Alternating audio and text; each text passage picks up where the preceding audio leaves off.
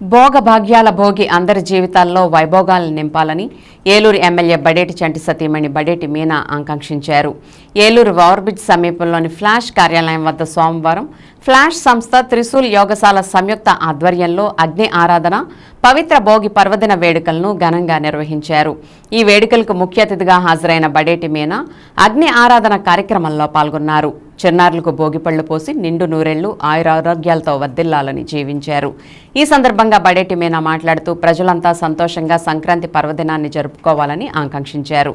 ఈ కార్యక్రమంలో ఫ్లాష్ ప్రతినిధి ఎర్రంశెట్టి శ్రీనివాస్, ఫ్లాష్ త్రిశూల్ యోగశాల ప్రతినిధులు తదితరులు పాల్గొన్నారు.